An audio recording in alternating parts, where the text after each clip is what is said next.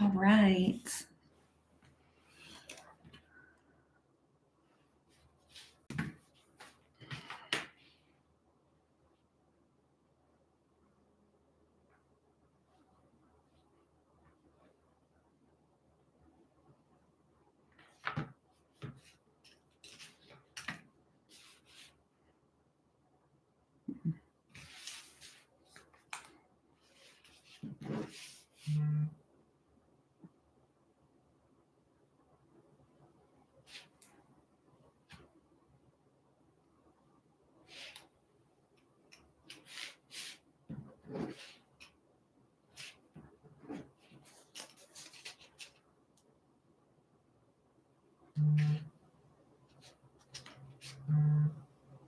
Okay.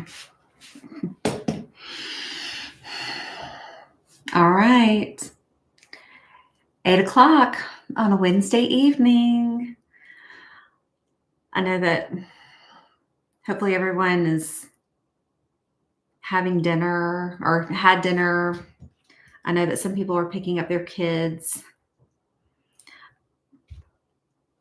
How is everyone liking or not liking this crazy weather we are having? Snow flurries last week to almost 80 degrees this week. That's Atlanta.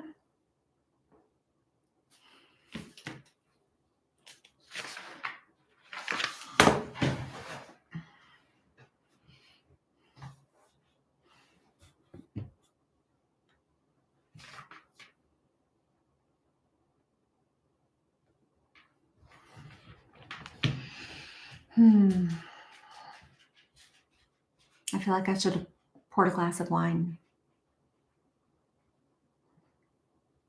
Hi, Tiffany. Yeah, it's always hotter in Florida.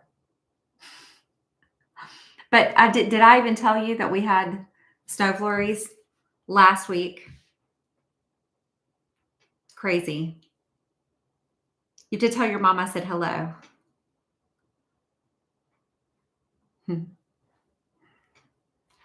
We're going to give everyone a few minutes to log on. Hi. And I know also I'd love to get y'all's feedback on this day and time. Like, does this work? Is it too late? A different day need to happen? I'm trying to kind of figure out like what's the right day and time for this.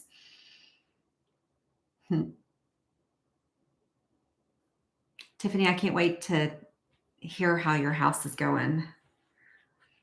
Things are really picked up here. I wonder if they have down there.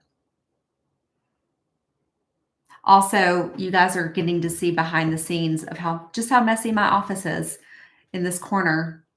I don't get to show that to you guys when I'm shooting my videos.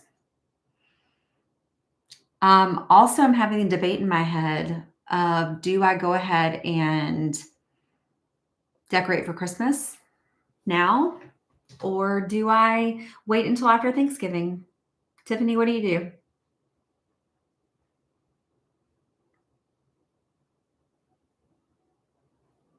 do? I know, I need to. I've got some people moving up from Orlando. They're not moving to Florida. They're coming away from it.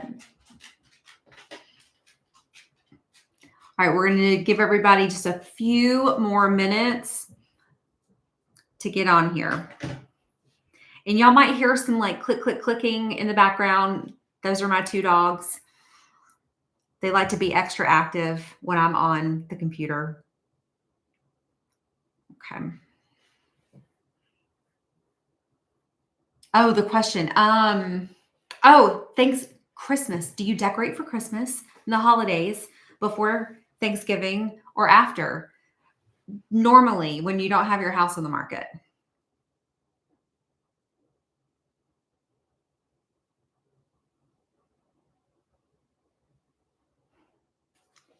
I will wait for you. I will read your comment in just a second. All right, we are going to get started. All right.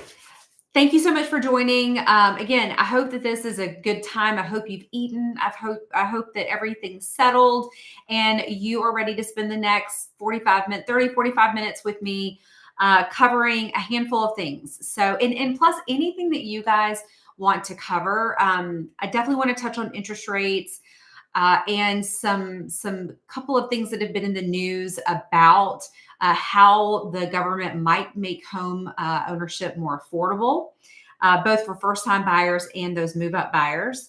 Also, best places to live in Metro Atlanta. I do this list every year. This year was a little bit different, but I'm going to share with you guys where I feel the best places to live are in Atlanta, and I'd love to get your comments on that as well. Also, investments. So I've got a few people that I'm working with that are really wanting to find a great investment property. I've got a couple of flippers. I've got an investor that's looking to buy something and hold and rent it. So I'm going to share with you guys what I've learned about the market there and give you some pointers there too.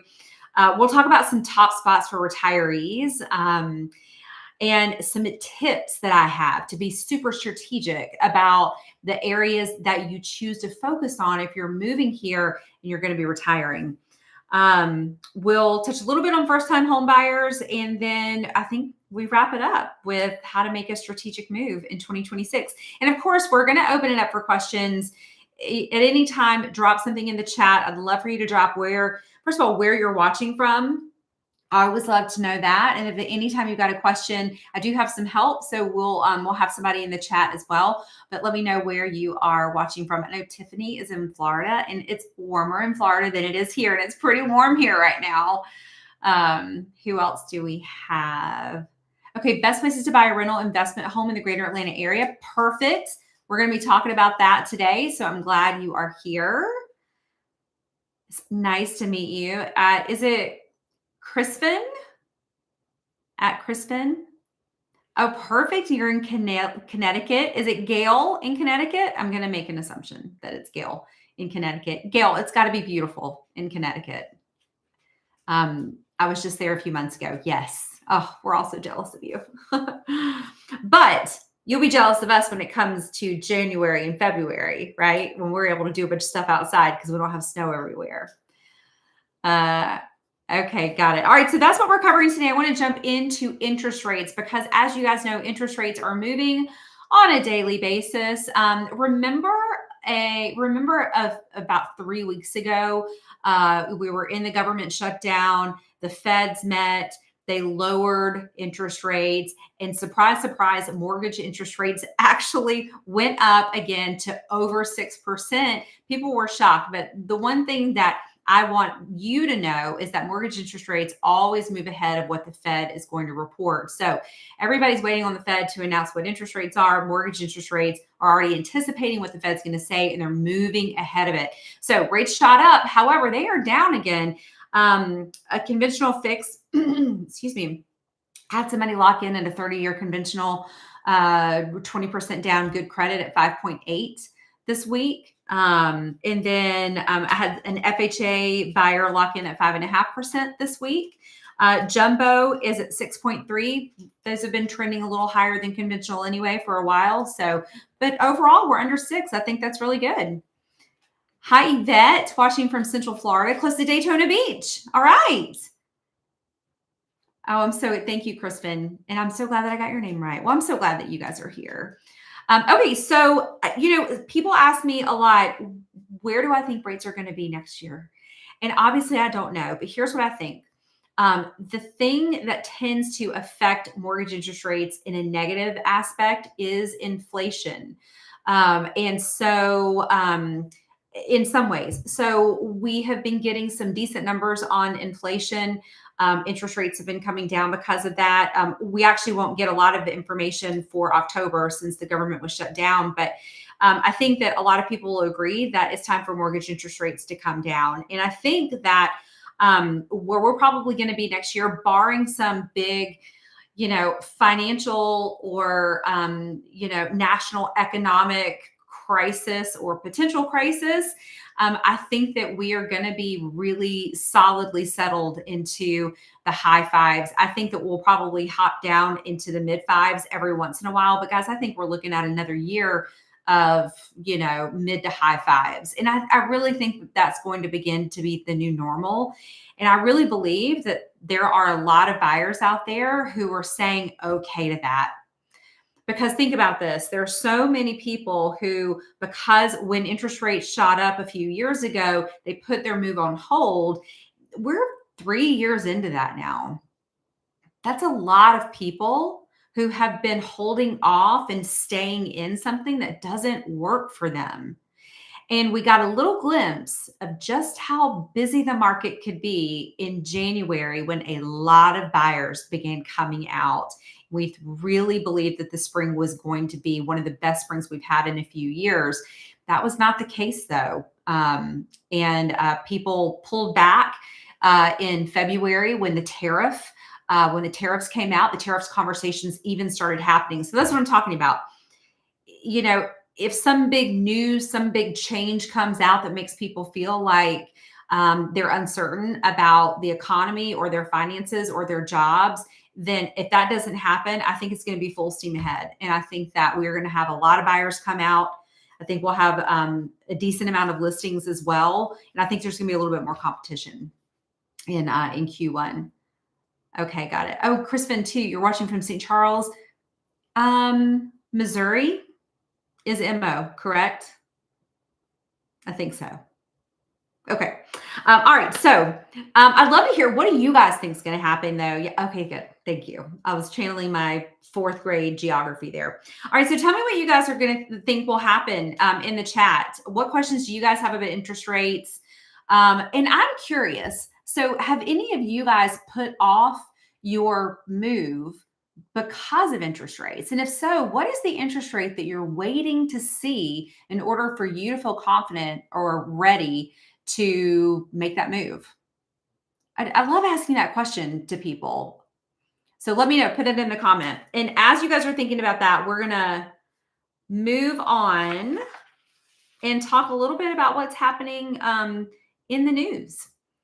Some of you guys probably, So some of you guys probably have heard the 50-year mortgage plan that's been talked about. Oh my God, I forget this every single time, the portable mortgage. All right, so let's talk about those a little bit. So 50-year mortgage. So first of all, this is just something that's being talked about. It's more of a political talking point right now.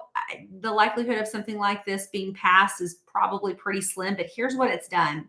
Just the fact that people in the government are talking about solutions to unclog the real estate market and make purchasing and moving a bit easier and more affordable has just built some excitement into the market. We need solutions. We know what the problem is. We know that affordability is off the charts. We know that everything feels expensive right now. And we know that interest rates have been high for a while. So what is the solution? And so the first solution that's being proposed is a 50-year mortgage. Now, at first glance, I was really excited about a 50-year mortgage. I mean, you're spreading out from 30 years, you're adding 20 more years onto your mortgage. The reality of that, though, is a couple of things. So first of all, you're obviously going to build equity more slowly. So if you're going to be in your house for the next, 3 to 5 years, you're going to have less equity built up when you go to sell it, which could make it a little tougher if there's a downturn in the market or something like that.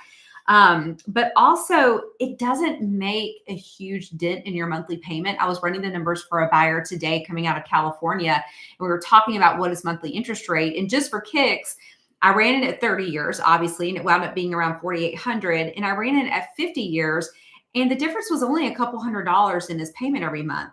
So if you're on the fence, a lot of my first time buyers, if you're just like so close, like that comfort level would be so much more comfortable. The mortgage payment would be so much more comfortable if it was $100 or $200 less. This could be a great option for you. But for everybody else, you're delaying your equity growth. You are, spacing out. You're paying a lot more. You're paying 20 more years of interest if you stay in it for 50 years, which you're absolutely not going to do. So I don't know. I think that I like that we're spitballing here, which I think is what this is. But at the end of the day, I don't think that there are many people I would recommend get a 50-year mortgage. What do you guys think about the 50-year mortgage, though? Oh, Tiffany, I love that. Life is too short for a perfect interest rate. You can always refinance. That's right. Also, locking in today's price is, to my opinion, more advantageous than locking in today's interest rate. You can change the rate, right? But the price, hopefully you're locking it in and it's continuing to increase. So that's a good thing. Also, I truly believe, and some of you may have heard me say this, but I think we're going to look back if things go the way I think they are and rates stay like mid to high fives, and we don't have some big national crisis happening. I really think we're going to look back and realize that Q4 of this year was probably the best in terms of value, probably the best buyer's market that we've been in quite some time. And we might not see it again for a little bit. The deals that I am seeing negotiated right now, you guys, I mean, it's amazing. The power is in the buyer's hands right now. And it hasn't been that way for a long time. So buyers are really able to take advantage of that right now while there's fewer buyers in the market and some pretty motivated sellers too. All right, so let's flip over though to the other news that came out. So the 50-year mortgage came out. We were talking about it for a couple of weeks. Then the portable mortgage was just announced last week. Did you guys hear about this? Now this, I'm kind of like, I can get a little bit more behind this. So the portable mortgage is, it allows a homeowner to transfer their existing mortgage rate, their existing balance, and the terms to a new property when they move. Now, I can't for the life of me figure out how this would work because first of all, it would probably put a lot of people out of business in the mortgage industry. And I would think that there would be some pretty hefty fees with this as well. But the goal obviously is to reduce that kind of lock-in effect of the people who are staying in their houses because they just can't bear to part with their 2.7% interest rate and go to a 5.8% interest rate, which, by the way, I totally get. So you basically can upsize or downsize without being penalized, and taking on that new mortgage interest rate that's going to be probably 3 times the amount of what you have right now. This could do a couple of things. It could bring some more inventory on the market, which our inventory is already a little high right now anyway, but it could bring some more good stuff on the market. It certainly would bring some more buyers in the market when that happened as well. But it really only helps existing homeowners. And so the 50-year mortgage, I feel like, is a possible solution for first-time buyers. This portable mortgage is really only good for existing homeowners. So we still have a challenge of affordability and helping first-time buyers get in their first home with this type of solution. But I just think that it's great that as a country, we're beginning to talk about, instead of just complaining about how expensive homes are and how high interest rates are, we're finally beginning to talk about what are some solutions to these things. So Yvette says, the Reventure app indicates home prices falling here in Florida and Georgia, including Cobb County. That's key for me as a current renter. Interesting. I don't know that app. I'll have to look into that app. So, and that's really interesting that you bring that up. So I don't know about Florida. Tiffany could probably tell us a little bit more about Florida, but I know in Georgia, there are some areas where that average sales price is going down year over year. And where the areas that I find that that's happening are the areas that are probably at least an hour away from Atlanta. And it's also in areas where maybe the public schools are not as good too. I've been seeing that. As an example, well, I'll talk about an area. So I was running comparables for a client of mine. He was thinking of buying a home in Snellville. And in this particular price range, which is the luxury price range in Snellville, in a great high school district, the average sales price has gone down over 5% year over year. So what's great about that is that we can take that and we can use that in our negotiation and show the seller that, listen, prices are going down. Sell now before prices go down even further. But in areas like East Cobb, Johns Creek, Alpharetta, Milton, Roswell, we're still seeing year over year increases. With that, we're going to talk a little bit more about best places to live right there. So, that's interesting. Now, I will say the condo market is saturated right now. So if you're a first-time buyer, and we're going to talk about this in a second, but you've got a lot of opportunities to get into the condo and townhome market and negotiate a good deal and be able to buy your first place. All right. So thank you. Okay, Reventure app. I'm going to look into that and learn a little bit more about that. So that is, kind of what's happening with interest rates, what I think is going to happen with interest rates, and also, what's been in the news with how to get more people in homes and out of the homes that they currently live in. Crispin said, I still see $1 million homes from Toll Brothers, Pulte, Epic Homes, and Coming, exit 13. Are they really worth that much? That's a great question. And here's what's happening. Here's what's really interesting, Crispin. So last November, December, January, those builders off that exit, I know the exact neighborhoods you're talking about over there. They were not negotiating. They weren't paying, many of them weren't paying a buyer's agent commission. They were not willing to make any adjustments in their homes. They weren't offering any closing costs. And then things changed. The market slowed down and people began to make less emotionally charged decisions when it came to the house they were purchasing, and more logical decisions. And a lot of people pulled out of the market, and those builders real quick turned it around and began to offer incentives. They began to pay buyer's agents and concessions and things like that. So it has changed. I've seen some really good deals in some of those neighborhoods on standing inventory right now. But listen, new construction, exit 13, you're going to be paying a minimum of $1 million to get in there. And it just keeps spreading north too. Tiffany said Sarasota's all over the place on price, but yes, going down. Just saw a $106,000 price drop. Yeah. Yep. That is, that's tough. And I'm guessing that's because there's so much inventory in the market, right? The supply and demand has shifted. And guys, that's what happens, right? On a particular home. Yeah. I mean, that's what happens. I think that when we're in real estate, we want it to go up and up and up, and that's just not going to happen. There's going to have to be a little bit of a reset, and then hopefully we start going back up. All right, let's talk about the best places to live in Metro Atlanta in 2026. So I actually shot a video on this, but I want to talk about it a little bit here too. And when people ask me, God, what are the best places to live right now? Or, where should we think about moving? My first question is, what is the lifestyle that you want? Are you wanting to come home from work and then be able to walk to things and be in the buzz of everything? Or have you been there, done that? You've got some kids and you want to just come home from work and you want to, pull up to your swim tennis community and have a beer with your neighbor at the pool and just be able to raise your kids in a great neighborhood with great schools?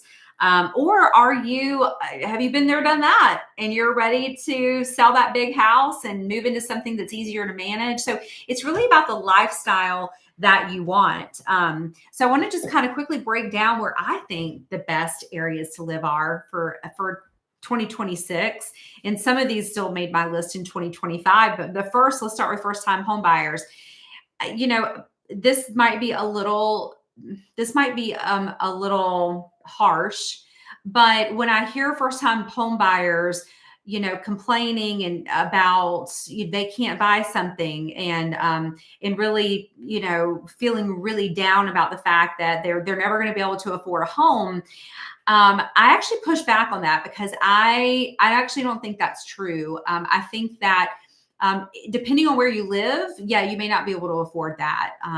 Depending what you want to buy, you might not be able to afford that. But, if you're a first-time buyer and your expectations are just like to move into something like what your parents currently live in, then that's crazy. And you are going to have to make sacrifices as a first-time buyer. But if I were a first-time buyer right now, I would be looking in the in-town market. I would be looking at all the little neighborhoods like Kirkwood East Atlanta, I would be looking in Decatur, Virginia Highlands, Morningside, even Buckhead. I'd be looking in all those little pockets that had walkability, was super convenient to my work, because that's what really matters when you're that age. And I would be looking at maybe a condo, for sure, a townhome. So that's the lifestyle that I would be looking at. And right now, with the amount of condos on the market right now, again, your ability to negotiate a great deal is just, you could set yourself up for future success with that equity growth. So that's where I'd be looking at. For my families, I talk about this all the time. Most of the people that come to me, they do have, most of them have families. They're commuting to the cities at least, a few days, maybe a few days a week. And they want really great public schools for their kids. So for those families, we tend to focus on East Cobb, Roswell, Milton, Johns Creek, and Alpharetta. And if they want to go a little bit further out, we'll expand into Woodstock maybe. And that tends to be where we're at. I have had several families this year buy in Dunwoody, and they absolutely love it. It's one of my favorite places too, but you're just not going to get as good of public schools as you do if you go just an exit or two north on 400. And then downsizers. So let's talk about them. By the way, I'd love to get your comments too on where you think the best places to live are, what questions you have about specific places. But downsizers, my first thought for downsizers is, if it's important to you and you don't have to get into the city very often, let's take you to counties where you get that big fat senior exemption. So this is where 75 to 100% of your school property tax portion of your bill is going to be wiped out, saving you tons of money. So that's going to be Cobb County, Hall County, Forsyth County. That's also going to be Cherokee County too. However, it is further away, and you've got to live there for 5 years now as of January before you can get that school tax break. But a lot of my empty nesters, even the ones who live here already, are moving out to counties where they can save that money on property taxes. So, Crispin, is Woodstock a good place to buy an investment property? Yes, I think it is. Now, here's the thing. We're going to pop into investment property, so stay tuned. We're actually going to hit that next, and I'll come back to Woodstock. Yvette, do you see Cobb County building 55 plus communities? I work remotely, divorced, and turned 62. You get it, and love the property tax breaks Cobb offers. Great question. So if you're wanting a new construction 55 plus community, the only place you're going to get it in Cobb County is if you were going out to West Cobb. Which, if you're not having to commute into the city, that'll work great. Now, new construction in Cobb County for 55 plus is going to run you a minimum of at least $550, probably. Like, that's probably your entry level. Where you could be a little more like strategic and open yourself up a little bit, could be the resales in some of the 55 plus communities. It is not uncommon to have a new construction community built, and within 2 years, you've got people moving. Very oftentimes, you'll still have warranties that are still left on the home, and it's just kind of broken in like a car. So that could be a great place for you to focus. You'll have to let me know what price range you're working in, and I can get you narrowed down. So let's go another one too. Okay, so you guys might have seen this video, but ball ground is on my radar. As Atlanta continues to spread out, we continue to seek affordability. And ball ground is pretty far up there. I mean, you're looking at a minimum of an hour to get to Buckhead from ball ground. So you've really got to you're probably not commuting into the city. But the thing about ball ground, though, is that they have the cutest downtown. And I am so impressed with the plans that they have for development in ball ground to keep it with that small town feel, but also help it grow and become the kind of town that people will really seek out and want to be in. So I love it. If you haven't been to ball ground, I encourage you to go explore it.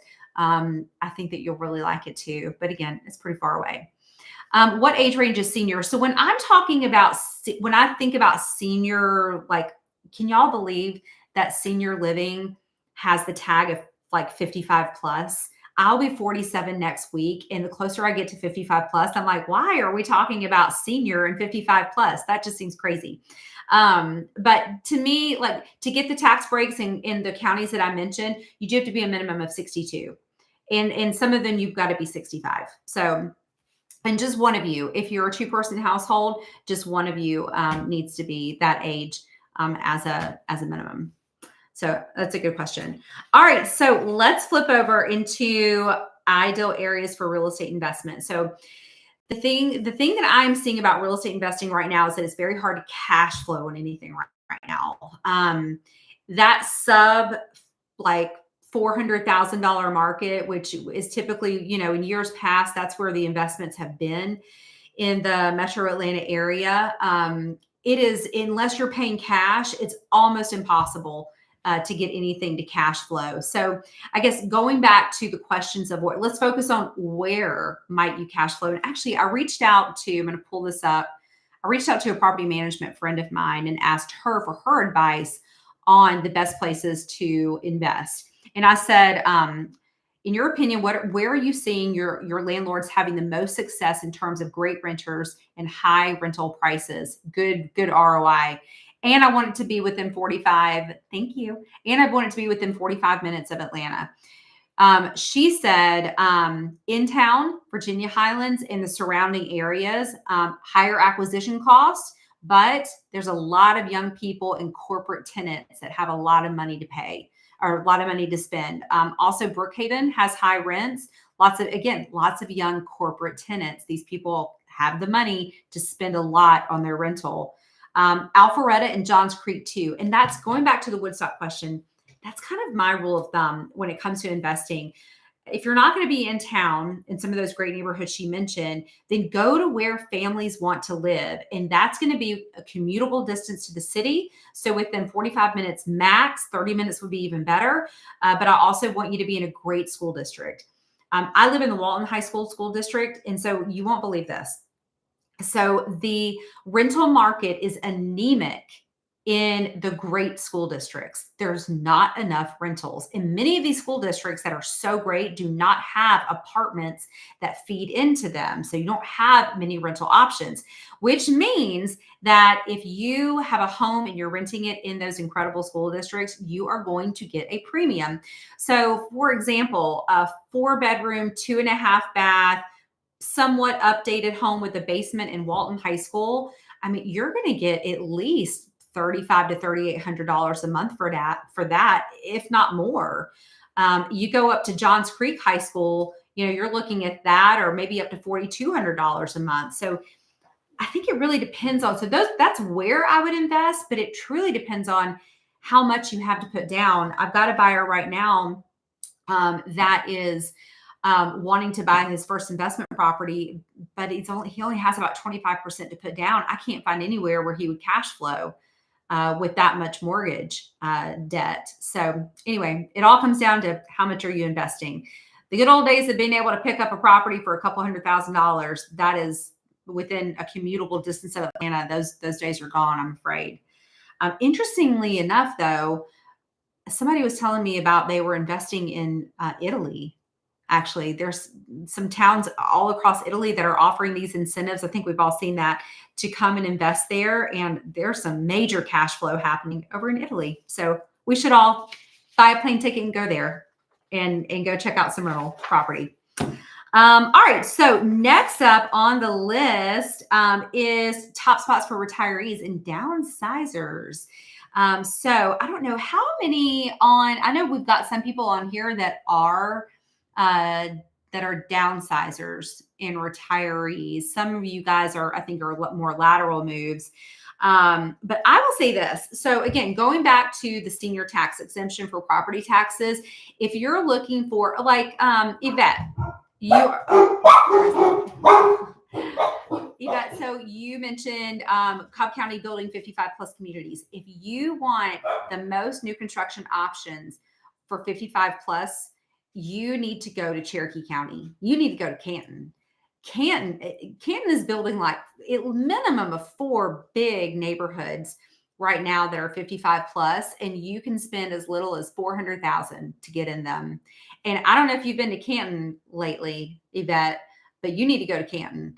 Not only does it have a great downtown area, but my goodness, it has all of the healthcare you could possibly want from all of the major players, Emory, Wellstar. You've got quick access to the interstate. So Canton would probably be one of my very top spots for retirees and downsizers. Plus, you get that great property tax cut when you've been there for 5 years. The other option that I'm seeing a lot of people do is they are coming into Cobb County and they're buying a cute little ranch and they're renovating it and they're living in that too. So that could be an option as well. I'm not seeing many people go into Fulton County that are downsizing just because the property taxes are higher there. And, if you could move one county over and get a big break. So mainly Cobb and Cherokee County are where I'm seeing a lot of retirees and downsizers going. Okay, last couple of things that I want to talk about. And again, then I'm going to open it up for questions. Any questions you guys have. And you're right, Cherokee County, as of January 1st, you have to live there. It has to be your primary residence for 5 years before you get that 100% of your school tax dropped, which is a big savings. But my goodness, people were pretty upset when that minimum came into play. Okay, so first-time buyers. I don't know if we have any first-time buyers on here, but a couple of just guidance for you. First of all, lower your expectations. Consider living in a condo or a townhome as your first home. You guys can spend $200s to $300s, between $200,000 and $400,000 will get you a lot, and it'll get you in a great neighborhood. So don't hold off for that dream house, your first house. Also, make sure that you're talking to a great lender. Go ahead and get your finances in order, get that down payment in order. And again, just be open to a lot of different areas, but also keeping in mind that you want to have an easy commute. This is not the time of your life where you need to move out to the suburbs and have a killer commute. That time will come. But for now, enjoy being young, live in the city, and get a great deal on a condo or townhome. All right, last thing that I wanted to cover was just how to plan a smart and strategic move in 2026. And y'all, can anybody else believe that Thanksgiving is next week? I cannot believe how fast this year has gone by. I'm sure you guys feel the same way, but we're all thinking about 2026. And I don't know, maybe raise your hand or put an emoji in the chat box and let me know if you're thinking about moving next year. Because if you are, you need to hear the next few tips. So first of all, I want you to really do your due diligence and explore all the different areas. And that's why I started this channel, because I was passionate about educating people on all of the different areas in Metro Atlanta and what was great about them and what sucked about them and everything in between. And so I hope that this channel helps you guys, but use this channel within your research. Also use me in your research too. If any of you guys know me, you know that I pull no punches. I'll be completely honest. And I'll try to help guide you. Get real clear though on what are your non-negotiables. I see a lot of people negotiate with themselves when they said something was really important, but for the right house, they'll give it up. That can build resentment over the years of living in the wrong house or living in the wrong area. So get real clear about your non-negotiables. What school do you want? Public or private schools? Do you need good schools at all? What lifestyle do you want? Do you want walkability? Do you want to be able to drive to anything that you want in the next, or anything you want in 5 or 10 minutes? I'm going to pause here for a second. Tiffany, you got your hand raised because you're moving. Yes, you're moving. We're going to get you up here. And then commute. That's a big one. If you're still working, what is the minimum? What's the max commute you're willing to do? And don't negotiate off that, because you'll be calling me at 7:30 at night when you're sitting on 85 and you're telling me you shouldn't have bought that house up in, wherever, Flowery Branch. So make sure you get clear on that too. Go ahead and get pre-approved. Even if you're not planning on purchasing until like the end of the first quarter or the second quarter, go ahead and get pre-approved because mistakes can be on your credit. I see this happen probably at least a couple times a year where a buyer will get pre-approved. There'll be a big mistake on their credit and they got to get it fixed before they can purchase. So go ahead and start that process now. Get your down payment ready. And again, set your expectations. Understand what you can buy in your budget and in the area and what you get, what you should get, what you might not get. Also learn about what's happening in the market, know what to expect when a brand new listing comes on the market. If it's great, how long will it be on the market? Will it be in multiple offers or will it not be in multiple offers? How many days on market should a home sit on the market without a price reduction? So that's where I'm here to help you guys with all that. We're always looking for strategic ways that we can make sure that you win no matter what market we are in. So that's what I would do to plan. And then, of course, schedule a consultation with me. Schedule a strategy session. That's what I like to call it. I just had one today. We're going to have another one with the same buyer next week. They're going to be buying in March. It's not too early to get started with those. All right, I'm going to hop into the comments now. Let's see. Let's see. Okay, sorry. I've got somebody over here helping me too. All right. Okay, there was a comment. Okay, so what should I do? All right, what should I do to my Johns Creek home? Rent it or should I list it? As you stated, the market is saturated with homes, so not sure. Ooh, this is good. Okay, so I'm a huge fan of keeping real estate. And if you're in Johns Creek, that means that you're in Johns Creek High School or you're in Northview High School, probably. So it's a great school district and it's commutable to Atlanta. So you got two big things going for you. Can you purchase your next home without pulling the equity from your current home? And if you can, then I would seriously consider keeping it and renting it. I'm happy to pull some rental comments comparables for you. But if you can cash flow on it, I'm not sure I would do it if I'm just breaking even on my mortgage, but if I could make a couple $100 a month, I would consider keeping it for sure. Okay. Let's see.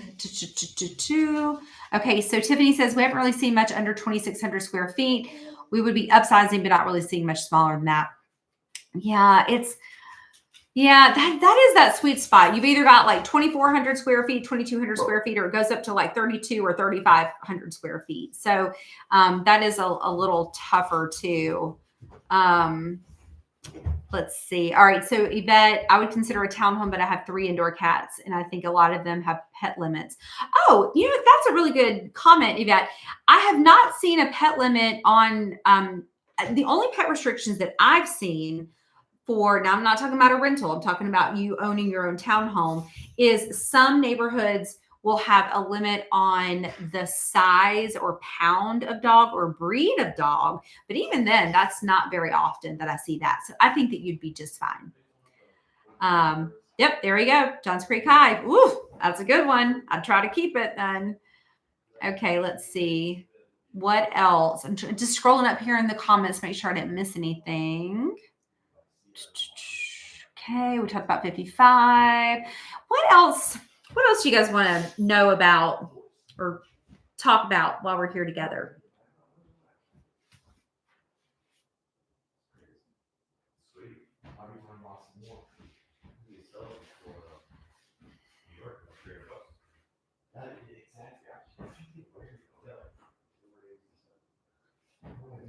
And I know it's 8:41. I'm glad that you guys hung in there with me. This was a fun one. I appreciate you guys coming on at 8:00 at night and hanging out with me.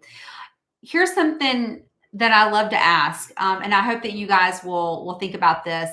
I'm always looking for good ideas and relevant ideas for videos. So do you guys have any ideas for video topics that I need to shoot? Is there anything that you want to learn about that maybe you haven't seen yet on my videos?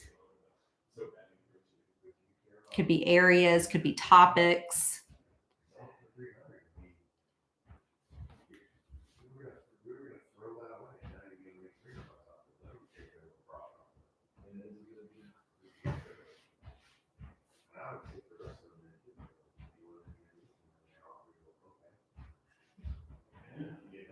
I think the next Okay, let's see. So some large builders are offering 3.99 30-year mortgages in many areas in North Georgia. I wonder if small builders can offer these types of mortgage buy downs. Great question. So here's what I would do with that. There's a cost to buying down the mortgage. So my question is, where is that cost? Is the builder picking up that cost? Is the lender who the builder is partnering with picking up that cost, or are they somehow passing that cost along to you? And the best way to know that is to get their cost sheet and then let me look at it, or we can even compare it to a regular lender and what they would cost, what they would charge. So, and here's what, if we do find out that the builder or the lender is actually paying that, that's an incredible deal. Then you just take it to a smaller builder and say, listen, with this builder, I can get this. I'd love to buy your property. Would you be willing to match it? And see what they can do. I haven't seen that yet. Which you'll have to let me know what builder that is. Let's see. Also with the buy down, let's talk about that for a second. So we know that interest rates, interest rates, I don't know when they're ever going to go back down to 3.99, but you want to be careful about a buy down because the cost, if you're having to pay for it, the cost to buy the mortgage rate down might not make sense if you're only going to be staying in if you're going to be staying in the property for 5 to 7 years, but you're probably going to be able to refinance in a couple of years anyway. And it might cost $15,000 to buy that mortgage interest rate down. You could just apply that to your monthly payments and not have. Does that make sense? There's a different way to do it, in my opinion, where you're not having to pay the money to do the buy down. Okay. It's late. Sorry. I hope I'm making sense. All right. If I want to buy an investment property for under 600, what areas should I scout looking to cover at least 75% mortgage through rent? I guess, you know what? It depends on, okay, so 75% of your mortgage through the rent. How much are you putting down? Would be my question. That would be my first question. So for $600,000, well, just to answer your question, I think that you could at least 150. Okay, got it. All right. So then, all right, let's just run the math on that real quick. Hang on. Okay. So if let's just say it's a $600,000 price and you're putting down 150, stay with me, guys. So it's 25%. Okay. Your interest rate is going to be higher because it's an investment property. So it's probably going to be 6.5% or something like that over 30 years. It's a $3,600 mortgage payment. You should be looking definitely the Walton High School district, because right now in Walton High School, you can get a great house for $550 to $600 right now, like a fantastic house that's rentable immediately. Alpharetta, Johns Creek, I would say those areas as well. But Cobb County, East Cobb, and you're only paying Cobb County taxes. You're not paying City of Marietta taxes. I'd be focused there for sure. And I've got a couple properties already in mind, so you got to reach out to me. Okay, let's see. You're welcome, Yvette. Reventure app guy also has a YouTube channel. Oh, okay, yeah, I'll go look for it then. Yeah, thank you. That's okay. DR Horton is offering that. Good to know. Okay, all right, I'm gonna go look that up too. Now I'm curious because they have their own lending arm, and so they can probably pass along. They can probably offset that expense, whereas a normal builder and separate lender relationship might not be able to do that. That's great. All right, any other questions? Let's see. And any other comments? So from this, here's what I think. I think that I need to put together maybe an investing video. Maybe I should do that because I've got some great, and I even have a couple of experts that I can bring on. Kristen's Vining's a good area. The schools aren't that great there. You're right. So yeah, I don't have many people buying and buying. I don't have anybody buying and bindings for the public schools. However, the location is great. You're right there at Midtown and Buckhead. Buckhead, so just north of Midtown. It's pretty expensive, but there are a couple of townhome communities that are within walking distance of historic Vinings that I like I just love them so much. And you could get in there for, you know, $400,000 to $500,000, and you're right there in the middle of bindings. Okay. All right. Okay. So I think we might just wrap up for tonight. I'm so glad that you guys were here. Please don't hesitate to reach out in any of the comments on my video, or obviously you've got I'll just plug my number into the cell too. I mean, into the chat. It's time for bed. Into the chat too. You guys can always reach out to me that way as well. And stay tuned for the next videos. We're working on some really good stuff coming up. I'm going to be shooting all day tomorrow. So I'm always working to bring y'all some relevant, good value. So anyway, thank you guys so much. Have an awesome evening and happy Thanksgiving next week. I'm so thankful for you guys.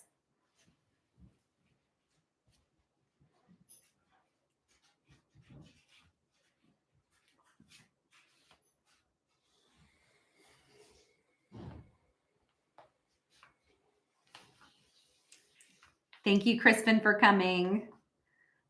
Yvette, Tiffany, I wish I knew all of your names. DNS 116.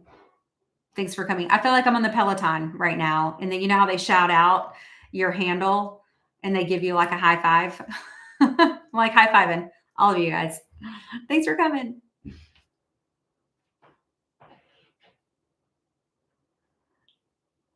Ed. Hey, Ed.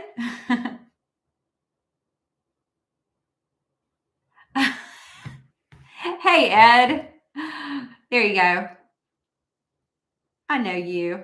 You're welcome. Hope pickup went great.